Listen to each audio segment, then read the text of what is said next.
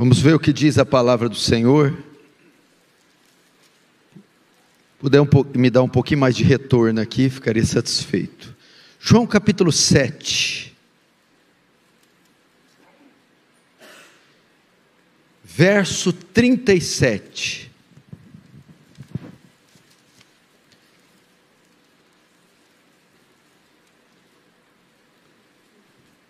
O tema da minha mensagem é Jesus, a fonte do avivamento. Para o pessoal aí da equipe editar depois, Jesus, a fonte do avivamento.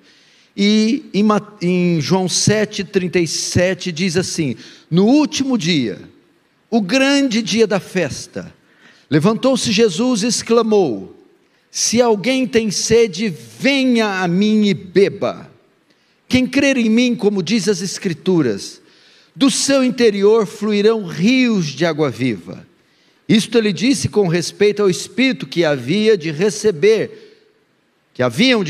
os que nele crescem, pois o Espírito até aquele momento não fora dado, porque Jesus não havia sido ainda glorificado. Deixa aberto aí, não feche apenas os olhos. Pai Santo, o nosso desejo, o nosso ardente desejo, é que um avivamento comece entre nós. O nosso coração sangra de ver o estado da nossa nação, da nossa sociedade, da nossa elite política. E conforme foi na Inglaterra, só um avivamento para nos livrar, Senhor. Como Ele livrou do banho de sangue da Revolução Francesa. O que está por vir é muito negro, escuro, tenebroso, maligno. A esperança está naquele Cristo ressurgindo nos púlpitos da igreja brasileira, aquelas águas caudalosas descendo e varrendo toda a iniquidade dessa nação e despertando homens e mulheres para a pregação viva do Evangelho de Cristo. Em nome de Jesus que te pedimos. Amém. Irmãos, nós temos uma urgente necessidade de um despertamento. Eu saí de férias esses dias, fiquei quase 30 dias de férias, há anos eu não fazia isso, mas estive meditando em todas as minhas férias a respeito de duas passagens bíblicas. Primeira do Salmo 51, quando Davi dizia: torna-me dar a alegria da tua salvação. Esse versículo tem tudo a ver com avivamento. Davi não perdeu a salvação, porque ela não se perde. Davi não perdeu o reino. Davi continuava filho de Deus, com a sua rotina, mas ele tinha perdido a alegria, ele tinha perdido o entusiasmo, ele tinha perdido a paixão. E avivamento é isso, recuperar a alegria, o entusiasmo, a disposição de servir a Deus. E eu creio que a igreja precisa disso. Outro texto áureo que me incomodou foi o de Apocalipse 2, da igreja de Éfeso. Tenho contra ti que deixaste o teu primeiro amor. Isso também fala de avivamento. Então não basta só comparecermos aos cultos, só viver uma rotina religiosa, mas tem que haver paixão, entusiasmo, interesse. E o avivamento causa isso na igreja.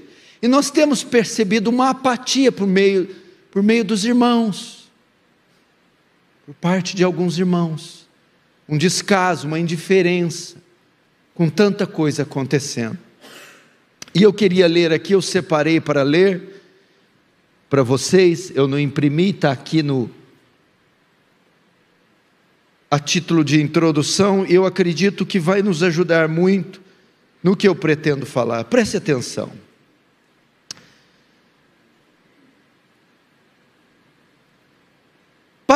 Para o mundo de língua inglesa, o século XVIII foi um período monumental de despertamento espiritual. Martyn Lloyd-Jones chamou este tempo de a maior manifestação do poder do Espírito Santo desde os dias apostólicos. Essa era provou ser tempo sem precedentes de esforços evangelísticos e renovação espiritual. Seus efeitos se estenderam por 2 continentes e foram especialmente dramáticos, dada a letargia espiritual que permeava a igreja e a cultura da época. Este tempo provou ser nada menos que uma segunda reforma. Ele está dizendo do avivamento de Edwards, avivamento de Whitefield, de Wesley, na Inglaterra. Desde o século XVII, a pregação do evangelho havia se esfriado em toda a Europa, mas especialmente na Inglaterra. A igreja estatal estava em declínio espiritual. O presbiterianismo havia se enfraquecido e os batistas gerais começavam uma escorregadia descida do arminianismo para o unitarismo. Diversos fatores causaram tais dias de sequidão. Muitas igrejas não exigiam mais uma membresia regenerada e eram descuidados quanto a quem admitiam a mesa do Senhor. O puritanismo sofreu um golpe devastador quando o parlamento aprovou o ato de uniformidade em 1662, que dividiu permanentemente a igreja da Inglaterra de todas as demais igrejas protestantes. Dali em diante, conhecidas como dissidentes, debaixo de Carlos II, esse decreto determinou uma forma mais católica de orações públicas, o sacerdócio, os sacramentos e outros ritos da Inglaterra. Pastores puritanos foram obrigados a abandonar suas ordenações originais e serem reordenados sobre essa nova forma da igreja do Estado. A crise que se fomentava chegou ao ápice em 24 de agosto de 62, no dia de São Bartolomeu, quando 2.000 ministros puritanos foram enxotados de suas igrejas. Em um só dia, a maior geração de pregadores do evangelho foi despedida do púlpito e proibida de pregar. Esses pastores puritanos sofreram restrições ainda maiores com a aprovação do ato de Conventicle em 64 e foram banidos das suas congregações. Ao mesmo tempo, muitos púlpitos anglicanos altamente estimados ensinavam uma corrupção moralista e legalista da justificação da fé. Tal declínio doutrinário deixava a igreja inglesa com pouco apetite pela pregação da palavra. Havia desvanecido qualquer interesse pelos perdidos. Como os apóstolos no jardim de Getsêmani, os pastores ingleses tinham deixado de vigiar e eram acalantados em profundo sono. As convicções bíblicas foram substituídas por filosofias seculares. Havia verdadeira fome na terra de ouvir a palavra. Foi nesse vazio espiritual que Deus levantou o evangelista inglês George Whitefield como um raio vindo do céu sem nuvens. Whitefield subiu a um palco mundial com o mais prolixo oral do evangelho nos seus dias. Deus, no entanto, deu poder a Whitefield para se tornar como uma lâmpada de chamas fortes, colocado sobre uma montanha no meio de um negro império de Satanás.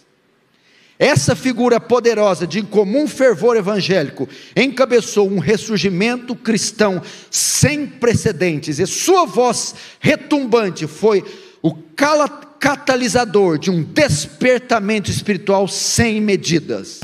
Irmãos, eu creio que nós estamos vivendo dias parecidos, e nós estamos precisando de novos Whitefields, Wesleys e Edwards no nosso tempo, para que Deus desperte essa nação novamente.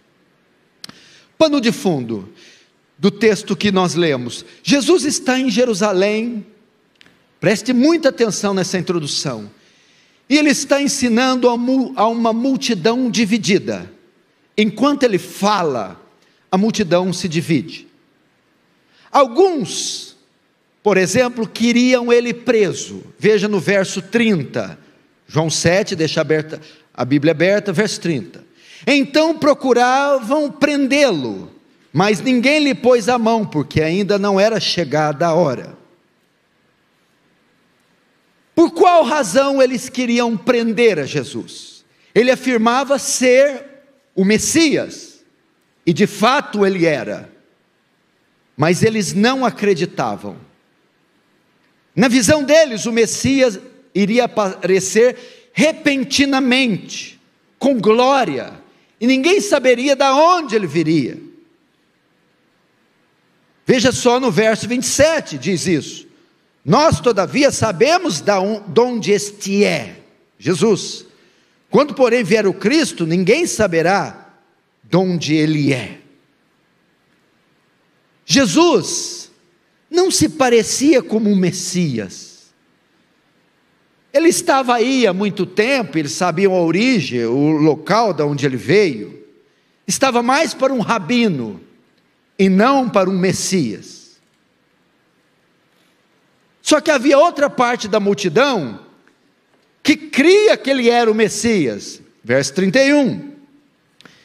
E contudo, muito de entre a multidão creram nele e diziam: quando vier o Cristo, fará porventura maiores sinais que este tem feito?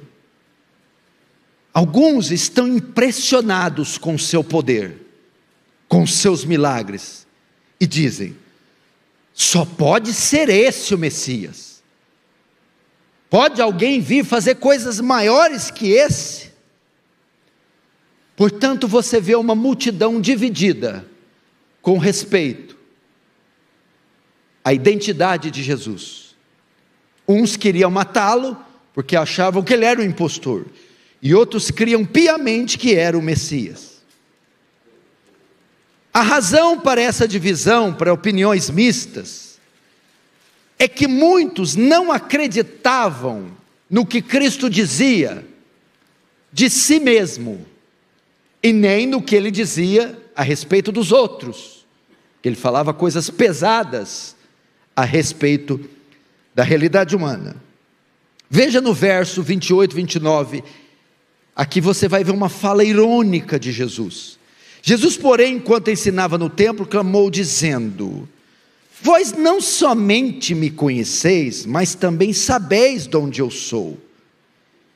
E não vim porque eu de mim mesmo o quisesse, mas aquele que me enviou é verdadeiro. Preste atenção nessa frase: aquele a quem vós não conheceis. Eu o conheço porque venho da parte dele e fui por ele enviado. Presta atenção, Jesus está dizendo aqui: vocês têm as Escrituras,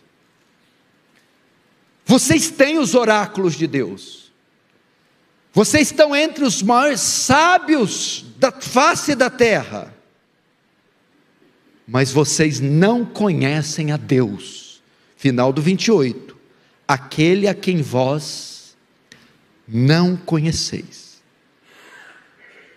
Por isso estão divididos, por isso vocês não creem em mim, por isso vocês não me conhecem, porque vocês não conhecem a Deus.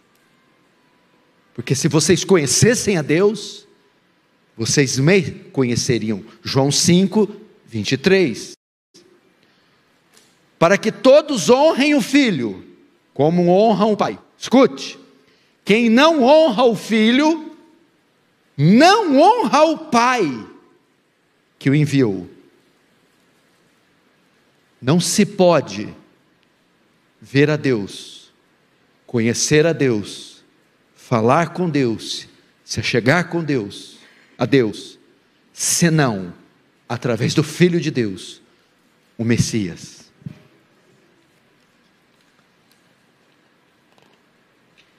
Portanto, meus queridos irmãos, alguns o queriam morto, outros não. Entretanto, os fariseus, inimigos de Jesus, souberam das reações positivas da multidão. Souberam que não só havia os que não criam, mas uma grande parcela cria. E eles reagem a essa parcela e agem rápido. João 7,32. Os fariseus, ouvindo a multidão murmurar estas coisas a respeito dele, juntamente com os principais sacerdotes, enviaram guardas para o prenderem. Veja só, o cerco está se fechando para Jesus. A as coisas estão ficando perigosas, a vida dele corre risco, a popularidade dele cresce tanto que os fariseus agem e dão uma ordem para os guardas prenderem Jesus. Entretanto, preste atenção, até o verso 45, que é a resposta dos guardas, a ação dos guardas, a ordem dos fariseus, não acontece nada. Eles não o prendem, eles não o tocam. Jesus diz que será preso na hora, no momento e do modo que ele quiser.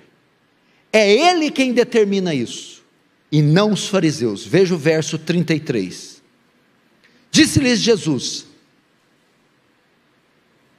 ainda por um pouco de tempo estou convosco, e depois irei para junto daquele que me enviou.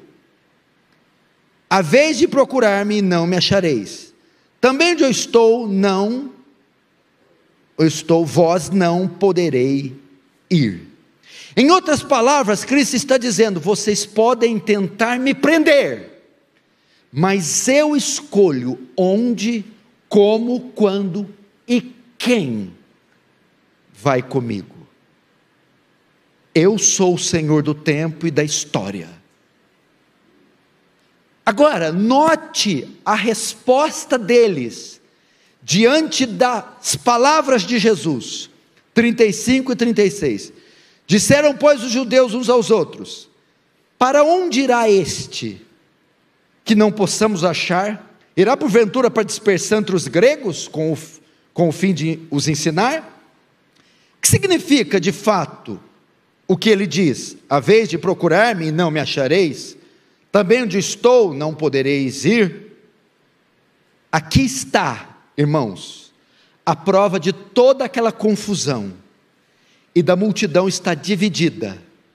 Esse texto mostra a completa ignorância dos judeus a respeito de Cristo.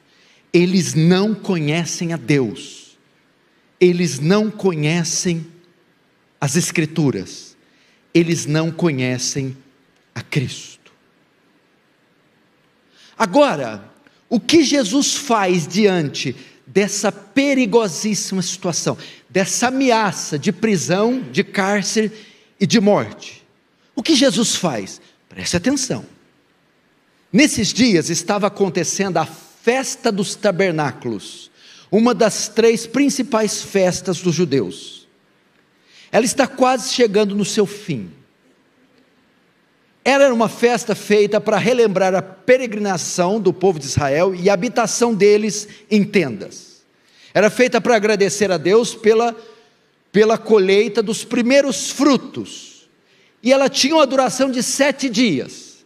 No 7º dia ocorria o rito da água, onde o sumo sacerdote vinha com um cântaro, com a água colhida do tanque de Siloé, para simbolizar as bênçãos recebidas, ou as bênçãos das chuvas necessárias para as próximas colheitas. Jesus esperou o 7º dia, o dia do rito da água, para nesse dia fazer um discurso, ok? Os guardas estavam presentes nesse momento, e estavam esperando ele fazer o discurso, porque no momento que Jesus se erguesse para discursar, ele ia se expor, então ali eles o prenderiam, ok? Agora, veja a reação dos guardas, ao tentar prendê-lo, após o discurso, verso 45, voltaram, pois, os guardas à presença dos principais sacerdotes e fariseus, e esses lhe perguntaram: por que não o trouxestes? Responderam eles: jamais alguém falou como este homem. Irmãos, eles estão lá, lanças, espadas, prontos para prender. Entretanto, quando Jesus começa a discursar, aqueles homens ficam imóveis. E eles não conseguem prendê-lo. Eles são capturados pelo discurso, dominados. E quando eles voltam, os fariseus dizem: cadê ele? Vocês não trouxeram, por que vocês não prenderam ele? De modo que eles respondem: nós não pudemos prendê-lo. Ninguém nunca falou como esse homem. Por que vocês não prenderam? Que discurso foi aquele? Que palavras foram aquelas? Meu Deus do céu! Eles não conseguem prendê-lo. Agora, o que Jesus disse? Que palavras foram essas que imobilizaram aqueles guardas de forma que eles não conseguiram prendê-lo? É isso que veremos agora. Estas palavras de Jesus. Verso 37. No último dia, o grande dia da festa, levantou-se Jesus e exclamou: se alguém tem sede, venha a mim e beba. Meu irmão, o primeiro princípio que temos que aprender, se queremos um avivamento, temos que aprender a real necessidade do homem. Jesus começou a expor o coração daqueles guardas. O enredo não se dá só em Jesus, a festa e a multidão. O enredo se dá entre Jesus e estes guardas que estão diante dele, perplexos pelo sermão. E Jesus, ele vai revelar a real necessidade. Ele começou a expor, a revelar o coração e a condição daqueles homens.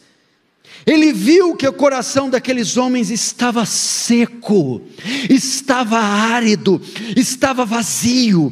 Quando Jesus disse: alguém tem sede, ele não está dizendo que existem alguns que têm e outros que não têm.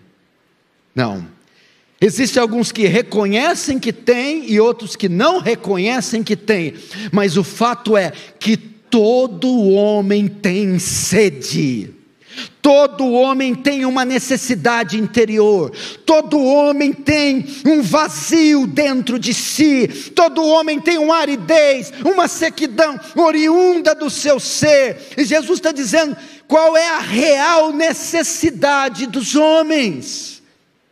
Vocês têm dentro de você uma necessidade que excede muito as outras, que nada nem ninguém pode suprir. Precisamos saber, o homem tem sede, todo homem tem sede, todo homem busca sentido para a vida, significado para a vida, todo homem há nele algo que lhe falta. E que algo é esse? O texto vai mais longe. Essas palavras revelam o quê? Ele não está falando de sede física, necessidade física. Ele está falando da alma. É sede na alma. É mais que os olhos podem ver, é mais que os ouvidos podem ouvir, é mais que as mãos podem apalpar. Transcende a matéria, transcende o mundo físico. É uma sede intrínseca no interior, na parte imaterial do ser, na alma. Os homens têm sede, os homens tem um vazio na sua alma. A alma humana, meu irmão, sente sede de Deus, e até encontrá-lo, permanecerá eternamente sedenta e vazia. Quando o corpo fica sem água, ele sente necessidade de água, ele sente sede. Quando o homem está sem Deus, ele sente sede de Deus, necessidade de Deus. Jesus começa então a revelar a real necessidade. Não são bênçãos, não são colheitas, não são chuvas, é o perdão dos pecados, é a redenção da alma, é a salvação, é a justificação. Essa é a real necessidade do homem. Os guardas estão ali, ouvindo aquele sermão. O coração deles começa, eles estão olhando o cântaro, a procissão, o sacerdote, a água, imaginando que aquilo é a sua real necessidade, prosperidade, fartura, colheita. E Jesus vai dizer: sede na alma. Esse é o problema do mundo. O avivamento virá quando os homens reconhecerem a sua necessidade de Deus, a sua sede, o seu vazio, a sua falência espiritual. Bem-aventurados os pobres, os falidos de espírito, porque deles é o reino do céu. Quando essa pobreza de alma, quando essa falência espiritual contagiar os homens, e os pecadores tiverem noção da sua debilidade, da sua falência, da sua condição miserável, e clamarem ao Senhor, então do alto Ele descerá e encherá-los até transbordar. Segundo, agora o Senhor revela não só a real necessidade, mas a solução verdadeira. Se alguém tem sede, Ele vai mostrar a única forma de matar a sede. A única forma de matar a sede. Veja só, a solução verdadeira, verso 37. Se alguém tem sede, venha a mim e beba. Venha, a única forma, meu irmão. A água era retirada da fonte de Siloé. Jesus, em outras palavras, está dizendo: eu sou a verdadeira fonte de Siloé. Aquilo é só um poço, aquilo é só uma nascente d'água, aquilo só resolve problemas circunstanciais, é só um paliativo. Eu sou a verdadeira fonte. Ele também revela que aqui não é só a fonte. Os guardas estão lá, olhando para ele e dizendo: será que é o que eu estou pensando? Novamente, eles estão olhando a jarra, a água, a procissão. O Senhor está querendo dizer que o Senhor é essa água?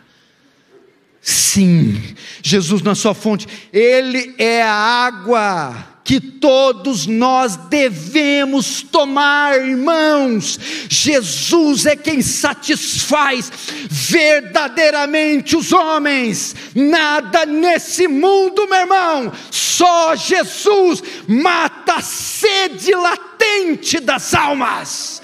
Só Jesus preenche esse vazio, só Jesus dá sentido, só Jesus ressuscita o que está morto, só Jesus completa o que em nós está faltando. Só Jesus. Salomão experimentou isso, meu irmão.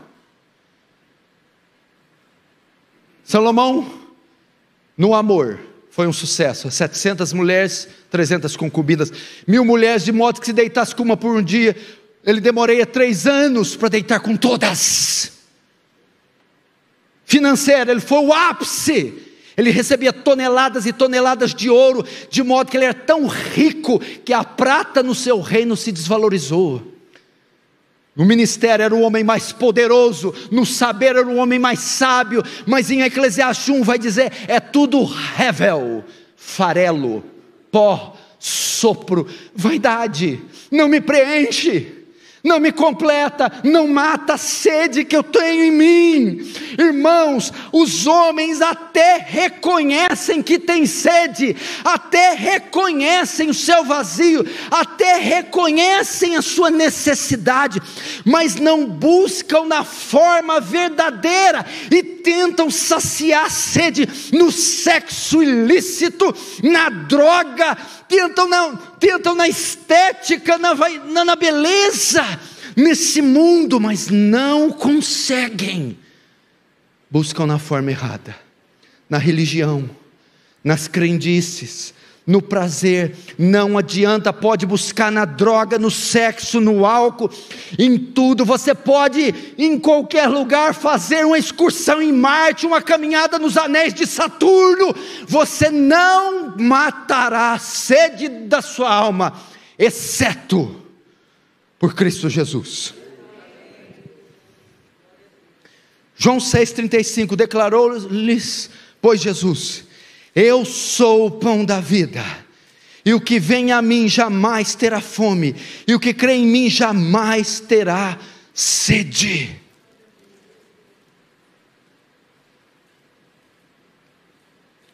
Sabe o que está faltando, pastor Arival? Por que nós não temos avivamento? Porque nós não estamos oferecendo a solução verdadeira para as pessoas, não estamos pregando Jesus nos púlpitos. Nós temos púlpitos que pregam stand-up comedy, piadas, palhaços. Nós temos púlpitos com teologia coach. Você é o centro da fraqueza de Deus, o universo gira em torno de você. Nós temos púlpitos que não se crê na infalibilidade das Escrituras, dizendo que elas têm que ser atualizadas. Nós temos palhaços no púlpito, nós temos comediantes no púlpito, nós temos incrédulos no púlpito, nós temos ateus no púlpito. Você quer um avivamento? Pregue Jesus, pregue Jesus, pregue que Ele é o Messias enviado, que Ele nasceu de uma virgem, morreu sem pecado, em uma cruz romana, baixo maldição, mas ressuscitou no terceiro dia, está assentado no trono nos céus.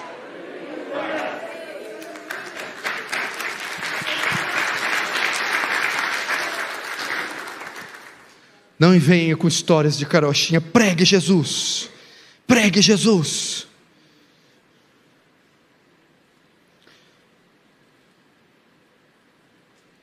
Imagina os guardas ali, lanças, espadas. Nós estamos aqui para aprender, você não vai aprender. Eu não consigo mexer. E você? Só a boca. Meu Deus do céu, estão perplexos. Estão perplexos.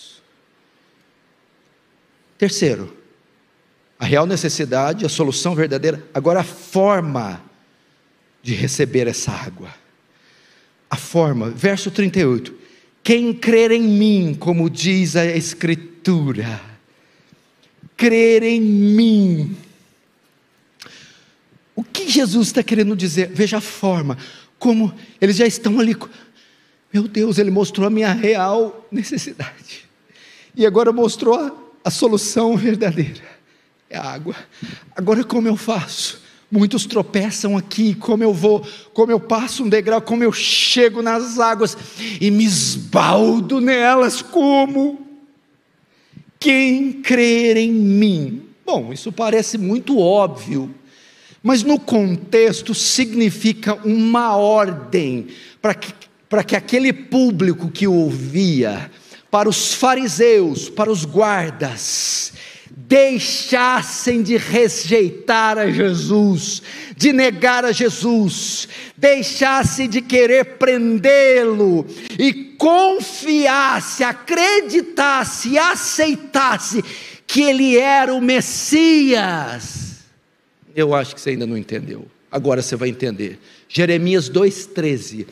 o meu povo fez duas maldades: a mim me deixou manancial de águas vivas, e cavaram cisternas rotas, que não retém água. Jesus está dizendo, a forma de receber: deixe as cisternas rotas, deixe o judaísmo caduco, deixe Moisés, deixe essa lei mal interpretada, deixe os ritos, deixe e venha. Cisternas rotas, cisternas fendidas, colocava água, ela não retia as águas, e venham e creiam no manancial de águas vivas, Jesus.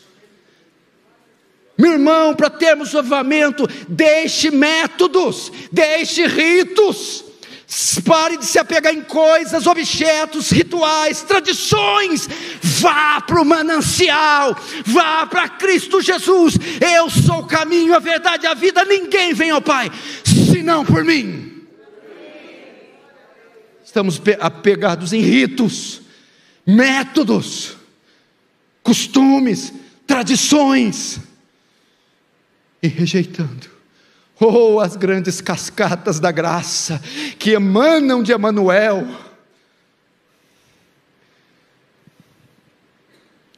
Deixa as cisternas rotas, meu irmão. Talvez as cisternas rotas, no seu caso, você não bebe porque tem Cristo, e o marido espera no marido o que só Cristo pode dar, espera na esposa o que só Cristo pode dar, espera no Estado, espera no governo, nas próximas eleições, no seu trabalho, no dinheiro. Faz dessas coisas um complemento daquilo que Cristo faz sozinho. Não há complemento para quem recebe ao Senhor, para quem bebe das fontes de águas vivas, para quem bebe de Cristo, cujas fontes são inesgotáveis. Tudo se torna secundário. O avivamento é o mundo todo se tornar secundário em face do Cristo que habita em nós.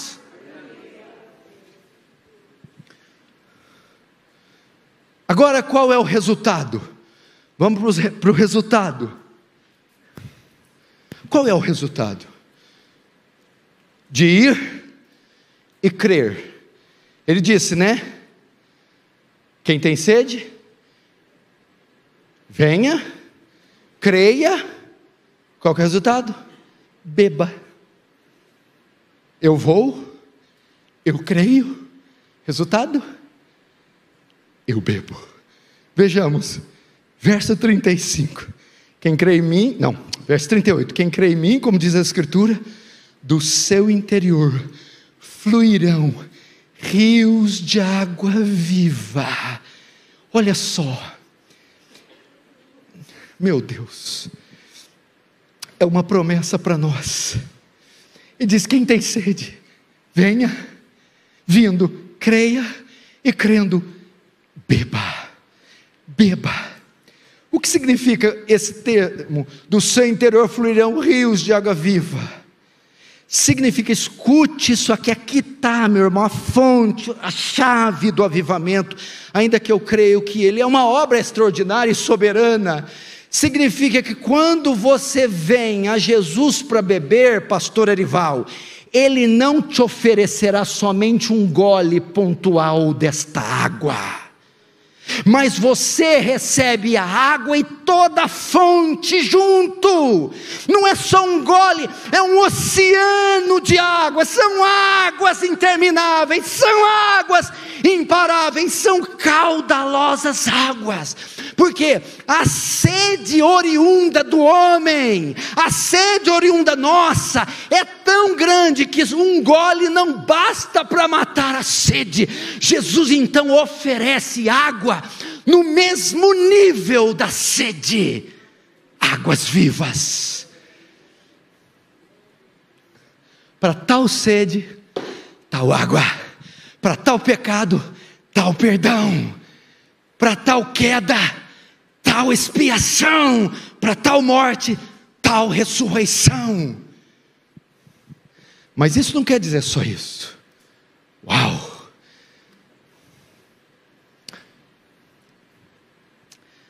É meio-dia, ele está passando ele por Sicar, o pé dele está inchado, boca está seca.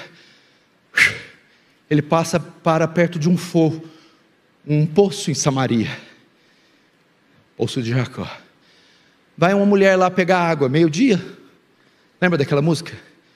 Lata d'água na cabeça, lá vai Maria, mas era samaritana. Ela vai beber, eles trocam uma ideia lá, aí Jesus diz assim: se você beber dessa água,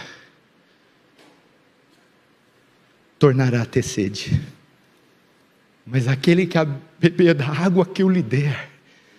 Quando Jesus está dizendo aqui, quem crer, do seu interior fluirão rios de água viva, significa que ele oferece água, ele encherá de tal modo o homem que você nunca mais procurará em qualquer outro lugar, você estará plenamente satisfeito, plenamente saciado.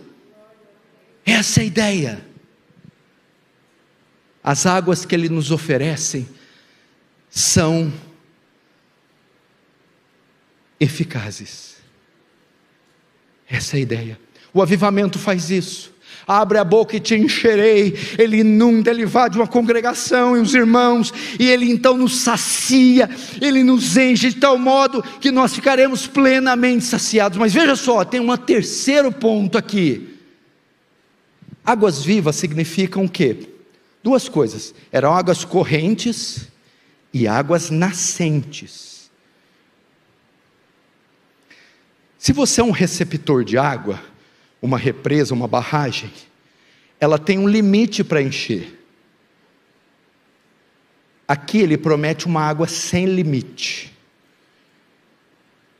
só que você tem um espaço específico, e ele diz que essas águas virão de tal forma que elas transbordarão, por isso fluirão do seu interior.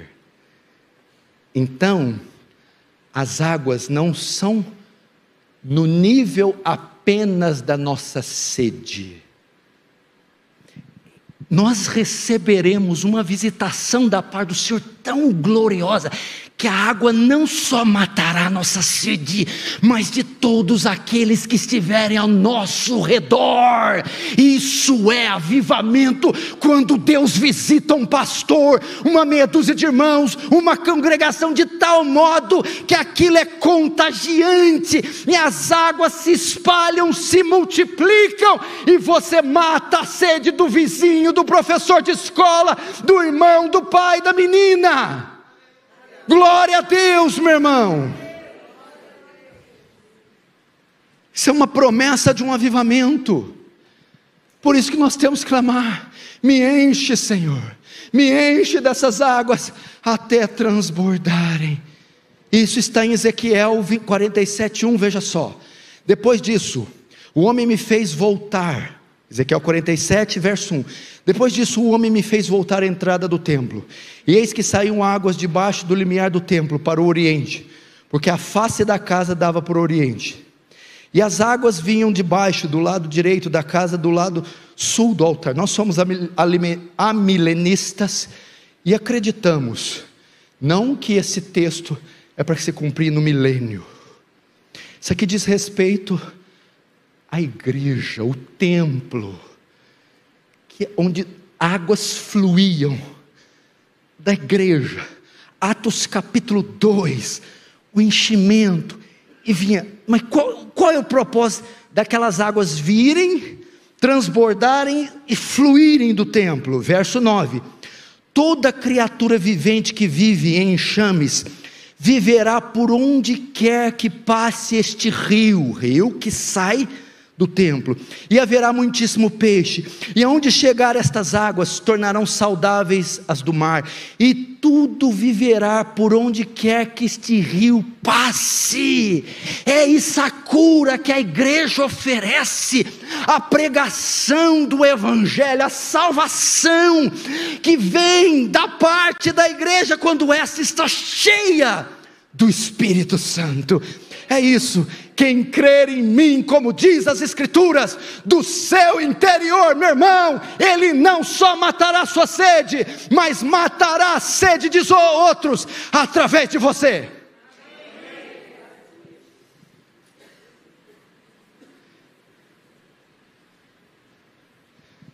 Aqui, Arival, é um avivamento pessoal que passa para o coletivo. Você podia pensar assim: esse congresso podia estar com todas as cadeiras ocupadas e gente lá fora. Não tem problema. O que Deus fazer com os que estão aqui dentro, pega os que estão lá de fora. Quantos estavam no cenáculo no Pentecoste? 120. O que eles fizeram? Viraram o mundo de pernas para o ar. Já viu o ditado: água mole e pedra dura, tanto bate até que fura? Desde que eu conheço o pastor Erival, ele fala de avivamento, avivamento. Deus vai falar: vou ter que dar o avivamento para esse homem, senão ele não me dá sossego. Eu não sou iníquo, por que está me molestando desse jeito? Será que é a mulher do juiz iníquo? Avivamento, toma avivamentão. Só que prepara, porque ele vai dar mais do que pedimos ou mais do que pensamos, segundo o seu poder que nos opera.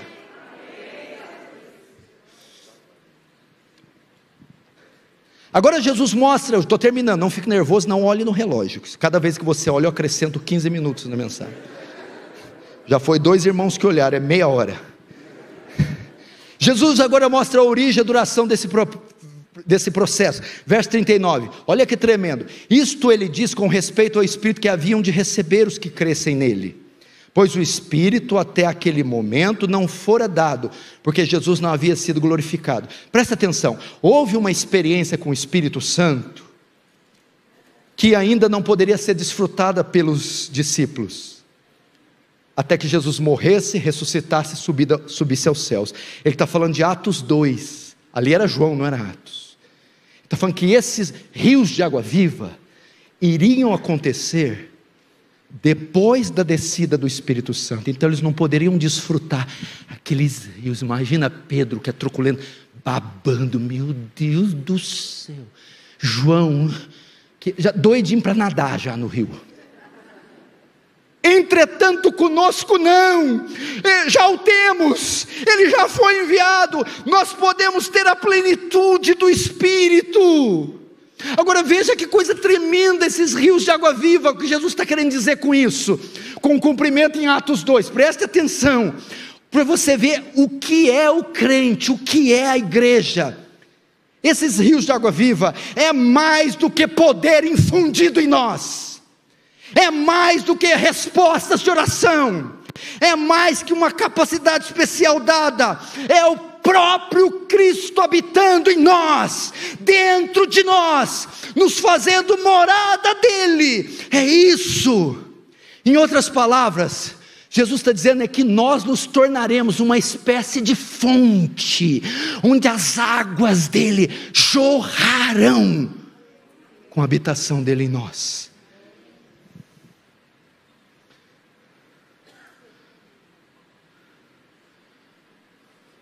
Os guardas não tem como prender. Sabe por que os guardas não prenderam? Foram saciados. Eu vou conjecturar aqui, não está aqui, mas eu vou conjecturar. Eles voltaram: por que vocês não prenderam? Eles disseram: como nós podemos prender a fonte da vida, a água da vida? Como podemos matar e prender aquele que dá vida aos homens? Não, nós não prenderemos. Como diz as Escrituras, estou correndo aqui, seja um indício de avivamento. Um falou, quando todos falarem, é avivamento. Nós estamos no 1 já, no começo, né? Um fósforo. Os irmãos começaram a bater nos bancos, prega. Fui pregar numa igreja do Paul Washer no Peru, umas igrejas que ele plantou no Peru. Você prega 1h20, 1h30. A hora que você está terminando, os irmãos: predique pastor, predique. Eles gostam de 2 horas, 2 horas e meia. Predica. Eles sentam, começam a encostar nas paredes, sentam. Predica, homem, predica.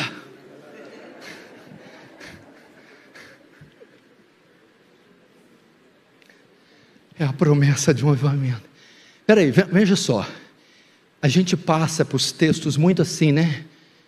Fica só no 38, você fica 3 eternidades e não vai entender ele. 3 eternidades. Como diz as Escrituras, quem crê em mim, do seu interior fluirão rios de água viva. É todo mundo que entende? Não. E quando entende?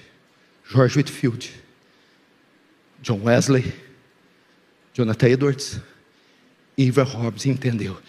Eu tenho uma fonte em mim. Não nasce de mim, mas foi colocada em mim. Habita em mim.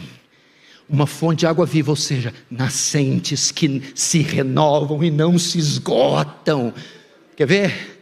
Pega alguém dessa igreja aqui, qualquer um, ousa pedir a chave da igreja para o pastor, e vem sozinho todas as madrugadas, sozinho, dobra o joelho aqui, naquele silêncio sepulcral, e ora, e chora, e sangra, para você ver se não acontece uma guerra cósmica nos céus de São Paulo, com um só homem, que começa a exalar essas águas de si.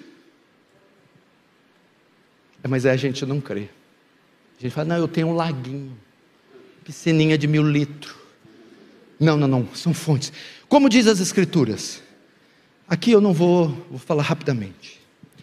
Jesus está dizendo que havia vários textos no Antigo Testamento que profetizavam, prometendo a enviada do Espírito, estes rios. Mas em outras palavras, escute isso aqui. Esse avivamento foi planejado por Deus, é isso que Jesus diz. Como diz as Escrituras, Deus planejou que vocês tornassem-se fontes, que vocês jorrassem de si águas vivas. Em outras palavras, Deus está dizendo, Jesus estava dizendo, Deus tinha isso em mente há muito tempo atrás. Penúltimo, essas águas são para hoje? Quando Jesus faz o convite, quem tem sede vem a mim e beba, o convite não se limita àqueles dias, mas se estende até os dias de hoje.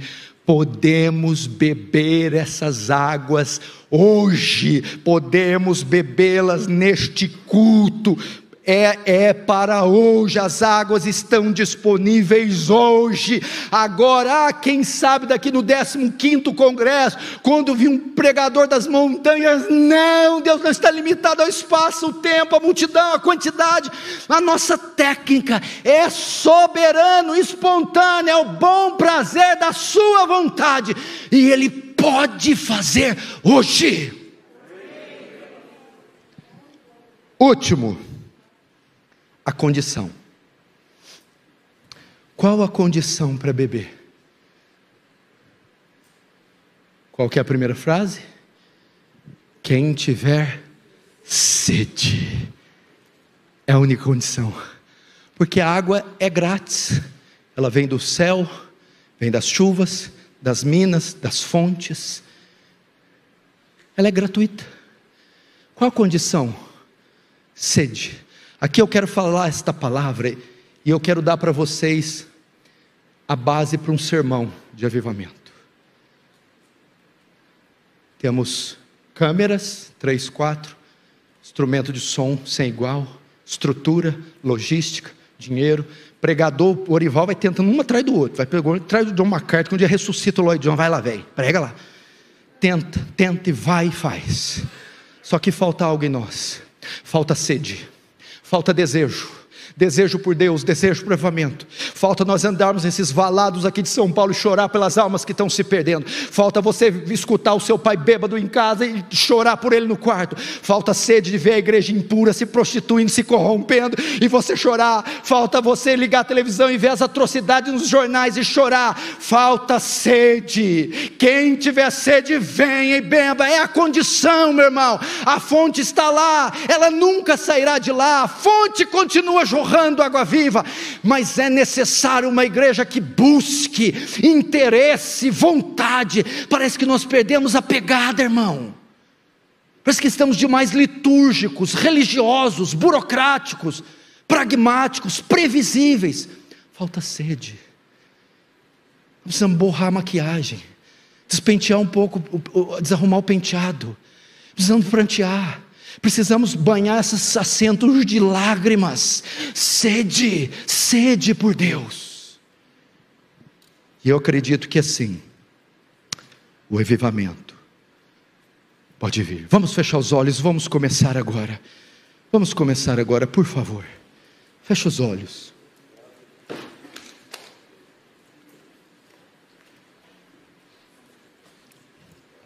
Se você sentir a liberdade para ajoelhar, ajoelhe.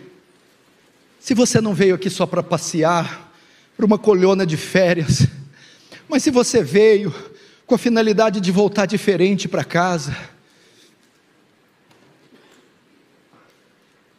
então ore a Deus, ore ao Senhor. Tem um momento, agora nós vamos reservar alguns minutos para oração. Nós temos até 10h30 para ter oração e alguns hinos. Vamos quebrantar. Vamos começar primeiro com o momento de confissão de pecados. 2 Crônicas 7,14. Se o meu povo que se chama pelo meu nome se humilhar e orar e buscar a minha face, se arrepender dos seus maus caminhos, confesse a sua inanição, confesse a sua pobreza, confesse a sua falta de sede, confesse a sua secura, ponha diante de Deus seus pecados. Senhor, não marcamos isso aqui em vão, não estamos gastando dinheiro, logística, só para um ativismo evangélico, Senhor. Há homens aqui que desejam um avivamento, Senhor. Há mulheres aqui que sonham, Senhor, com almas convertendo. Há homens aqui que desejam glorificar o Senhor e pôr o seu nome no lugar mais alto dessa cidade, desse estado, dessa nação, Senhor. Há homens e mulheres que lutam pela pureza da igreja, que não aguentam mais o tédio dos cultos contemporâneos, da política, da burocracia, da religiosidade morta, mas que amam o Senhor e clamam por um despertar entre o presbitério, entre o diaconato, nas missões, no evangelismo, entre as donas de casa, entre os trabalhadores, os profissionais liberais, até as crianças, Deus. Senhor, mas eu sinto que às vezes falta sede em nós. Nós entendemos o sermão, entendemos os textos, entendemos os livros que lemos, meu Deus, mas inflama o nosso coração, porque é dele que flui as águas vivas, é dele, é do nosso interior, transcende a nossa parte física.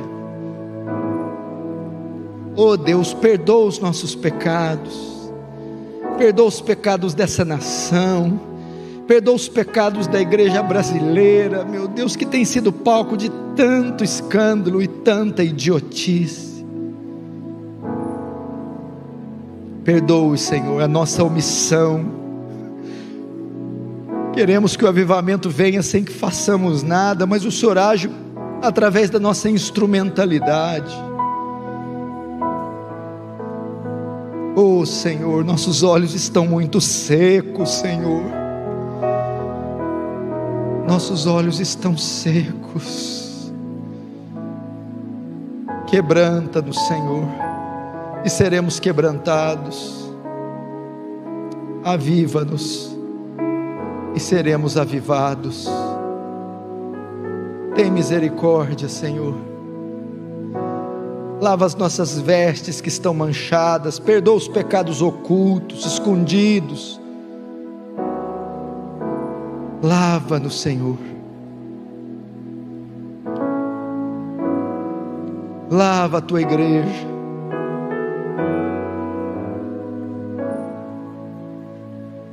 Não só os pecados, Senhor, mas também oramos por essas chuvas seródias, Oramos, Senhor, para o fogo do alto descer.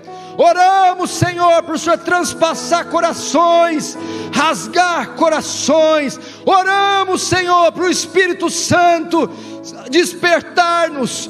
Quando foi no tempo de Zorobabel, nem por força, nem por violência, mas pelo meu Espírito, diz o Senhor. Ó Espírito Santo, clamamos por esse despertar, corações arderem, queimarem. Coloque em nós disposição, paixão pelas almas, coloque em nós sede e fome pela palavra, nos faz intercessores, homens e mulheres de oração, Senhor. Vai, Senhor. Quem dera fendesse os céus e descesse. Vem, Senhor.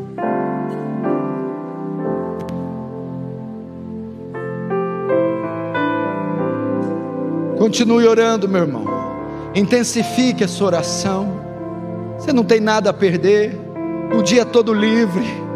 Não tem nada mais elevado do que orar. Não existe exercício espiritual mais elevado do que orar. Enquanto você dobra os joelhos, Deus muda realidades, Deus muda circunstâncias, Deus move céu e terra em favor do justo. Ouse orar, ouse crer, como disse William Carey. Ore coisas grandes, peça coisas grandes, porque o seu Deus é grande.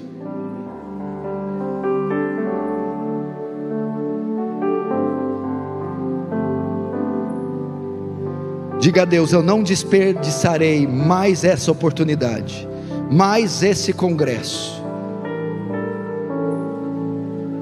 E por fim, peça sede.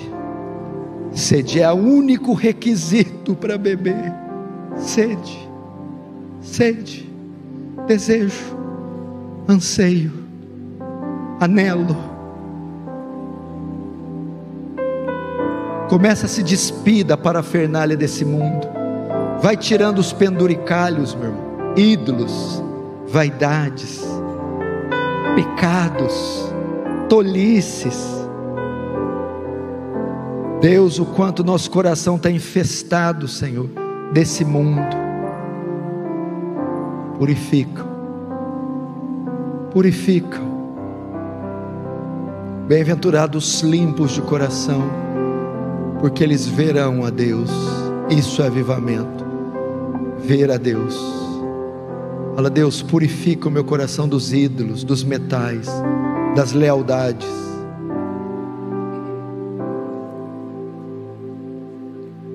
Tem um salmo que você poderia orá-lo, que diz assim: dispõe meu coração para temer só o seu nome. Repita isso em oração, ore e diga: dispõe meu coração para temer só o seu nome. Dispõe meu coração para temer só o seu nome. Dispõe, ó Deus, dispõe nosso coração para ter olhos só para Ti, para ter olhos só para Ti e para mais ninguém.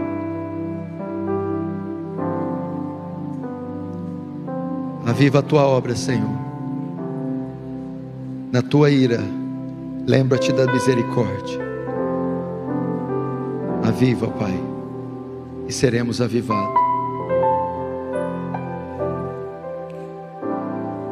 Salva-nos e seremos salvos.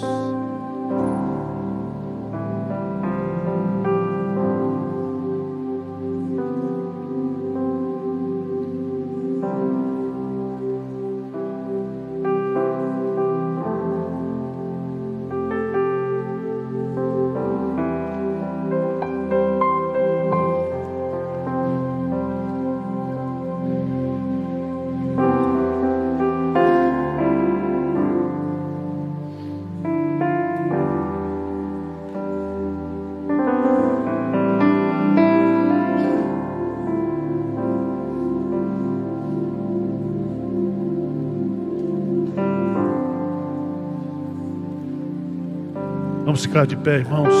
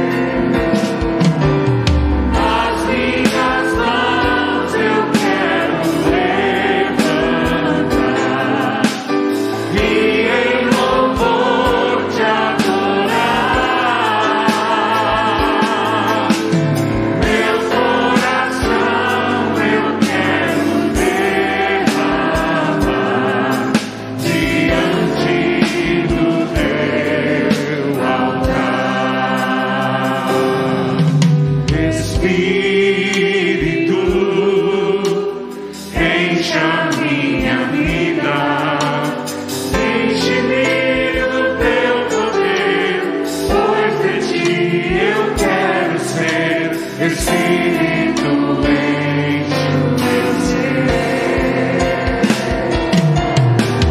As minhas mãos eu quero levantar e em louvor te adorar. Meu coração eu quero levantar diante do teu altar. As minhas mãos eu quero levantar